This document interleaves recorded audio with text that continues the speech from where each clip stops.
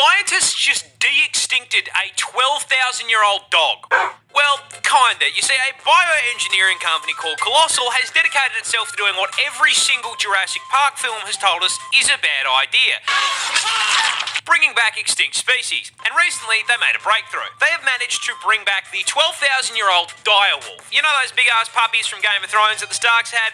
Yeah, those were actually a real-ass animal, alive during the late Ice Age. And the best way I can describe them to you is, basically a wolf on steroids. Yeah, buddy! These things were bigger, faster, and stronger, estimated to have the highest bite force out of any canine. And in a move that I'm sure has no implications, they have managed to bring these bad boys back to life.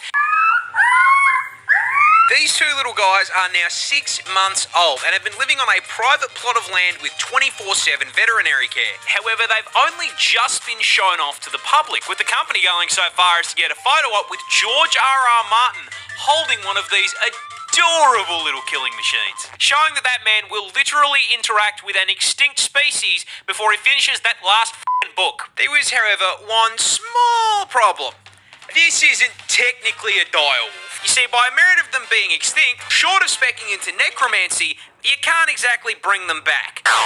Which is where this guy comes in. You see, the grey wolf shares 99.5% of its genetic code with the direwolf. So, using CRISPR gene editing, they basically toss the grey wolf back into the spore creator, then using the code found in direwolf fossils as a build guide, juiced the out of it, boosting the size slider and putting some extra points into strength, as well as adjusting its head shape and teeth. All in all, they made a total of 20 edits to 14 genes, producing the closest thing we can get to a direwolf short of time travel. Which is cool as I give it 5 years before a man-made horror beyond comprehension breaks out of that lab and we are all playing Resident Evil.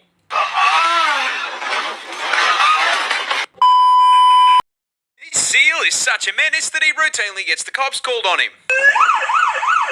Introducing our protagonist, Neil the Seal, a 600-kilo absolute unit of a southern elephant seal from my home state of Tasmania in the land down under, who is known for, above all else, being an absolute fucking menace to polite society. But despite his crimes, we all still truly love him. But what are his crimes? Well, see, he seems to just fucking hate traffic cones and road safety in general, has regularly been caught trespassing, and then once he has been caught trespassing, belligerently screaming at locals because they won't give him his fucking fish, and has been known to just block roads by plopping his fat ass down directly in the middle of them. However, hands down, the funniest shit he has ever done was just straight stopping this random lady from going to work. I shit you not.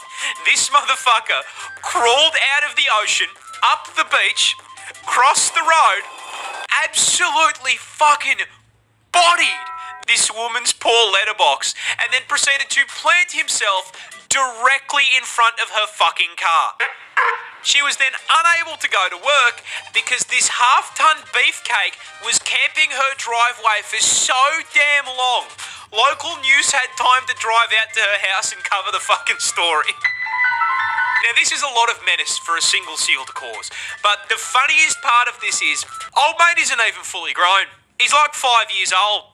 If you think he can fuck things up now, wait until he's nearly 2 solid-ass tons of blubber and takes issue with the wall of your house. I do not think that seal damage is covered on my fucking insurance plan, dude. Australia just found a new record-breaking insect. But before I show him to you, how the f*** do we keep finding new bugs? You see, Australia is home to an estimated 200,000 species of insect, which is pretty damn impressive, especially when you consider the only place you're going to find more bugs than that is by counting the fucking roach population in Asmongold's walls. Now, the scary part of this is that out of that 200k, we've only actually identified 62,000, meaning that we have no idea what nearly 3/4 of the bugs in the country actually fucking do. You like jazz? And so it should come as no surprise that while exploring Australia's dense rainforests, 2 scientists discovered a new record holder for the largest insect in the land down under, and it's a fucking stick bug. Introducing Acrophila alta, and coming in at a full 40 centimetres and 44 grams in weight. I don't think that qualifies as a stick insect anymore. That's fucking Groot! Australia's very own Erd-tree avatar was discovered in Queensland. Because of course it fucking was. And despite being enough inches in length to make any man jealous, it's actually completely harmless. However, given how many oversized bugs we already have, if we find any more, I think they're gonna send the fucking Helldivers. Komodo dragons are horror villains. I mean, seriously, this industrial-sized lizard is easily one of the biggest assholes in the animal kingdom when it comes to hunting methods, packing a PhD in suffering and a double degree in biological warfare purely because they cannot be expending effort to hunt. You see, Godzilla's little cousin here is the largest lizard in the world, weighing up to 166 kilos and being a full 3.13 meters in length, which means, for the short kings in my audience, if you're brave enough, bang a motor transport right there. Now, being the reptile equivalent of a Cadillac Escalade means that the Komodo dragon needs to consume a lot of calories to keep that bulk going. However, rather than using that bulk to proactively chase down and body slam its prey, they can take down prey 3 times their size, because as if being a reptilian tank was not enough, they are also venomous. And this isn't just your run-of-the-mill snake venom that, gives you a nice quick 15-minute death. No. A Komodo hunt starts with it running up to its prey and giving it a nice big chomp on the leg, injecting it with hemorrhagic venom. After biting, the Komodo dragon off and just sits there watching. The confused and bewildered animal runs off into the forest, leaking blood, allowing that Komodo dragon to track it like a DoorDash order. A week goes by, and that bite wound isn't closing because hemorrhagic venom prevents blood clots. So, the animal is still slowly bleeding out, and the Komodo is still watching. More time passes. That bite wound gets infected because Komodos are carrion feeders, meaning that the inside of their mouth is full of enough rotting flesh and bacteria to give Asmongold a run for his money. The infection begins to drain the animal's strength, and the Komodo is still watching. Another week passes. The infection has spread, and the flesh has begun to rot. And you best believe that ass lizard is still there watching like he's waiting for his meal to heat up in the microwave. Once the bleeding, disease-ridden animal becomes too exhausted to move on its own and collapses, the Komodo strolls over and eats it alive, shredding it into chunks if it's larger, or if it's small enough, swallowing it whole as it screams on the way down. Even for me, man, that's fucked. This bird is a vampire.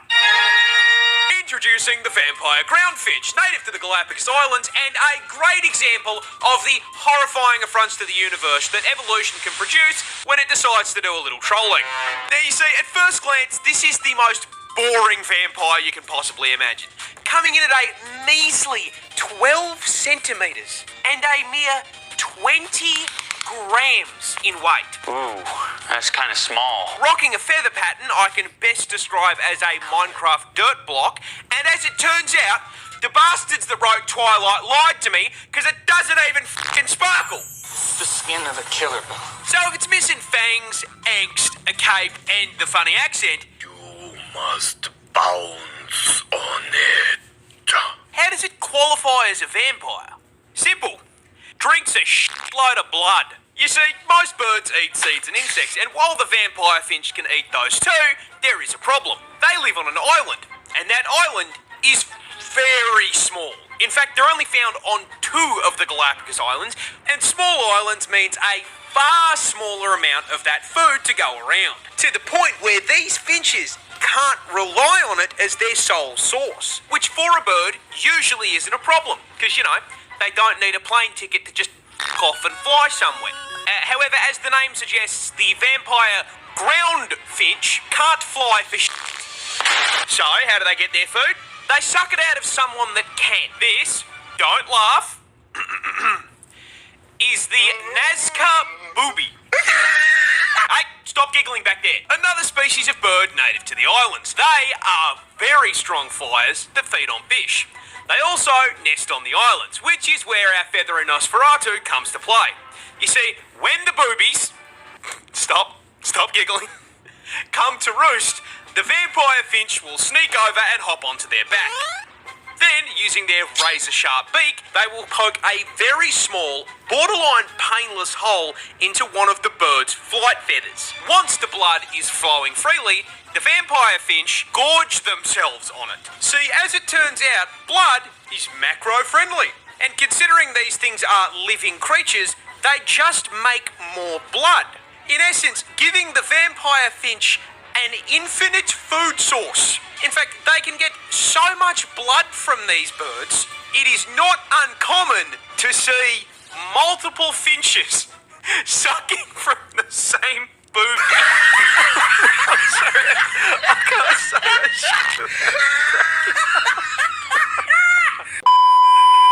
This bear was actually a soldier. But how? You see, it was 1942 and the 22nd Polish Artillery Company were passing through the mountains of Iran on their way to the front lines to fight the Nazis. While passing through a town on their way, they were stopped by a young Iranian shepherd looking to trade with them for rations and a Swiss Army knife. When the Poles asked what he had to offer in return, the young shepherd produced a burlap sack containing an orphaned Syrian brown bear cub. You see, this bear's mother was shot by hunters, which is how he ended up in a low-tech Pokeball being offered as a trade deal.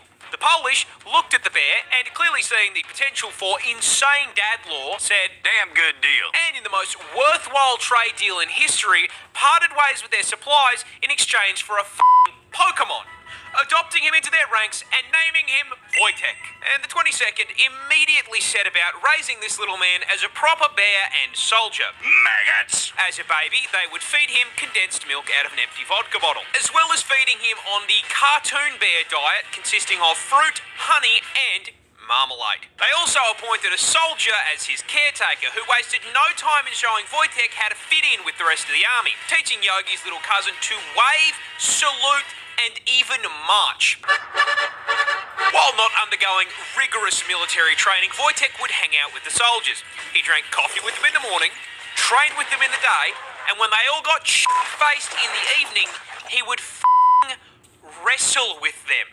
Do you know how much a brown bear has to love you to wrestle you?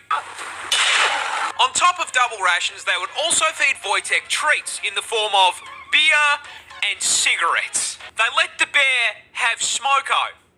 Eventually, Army High Command heard about this and were having absolutely none of it. You see, pets were not allowed in the army, which meant Wojtek had to go. Or did he? Because the 22nd Artillery Company officially enlisted him. I'm doing my part. I'm doing my part. I'm doing my part. Wojtek was given a serial number and granted the rank of private, so when confronted about the very conspicuous bear in their ranks, they simply went, "That's not a bear, that's Private Wojtek."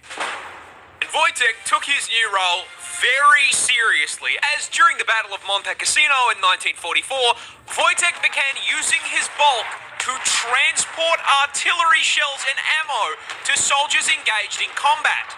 They had a resupply bear.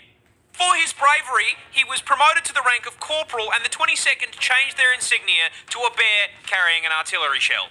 This absolute unit smoked, drank, and dropped artillery on the Nazis. Based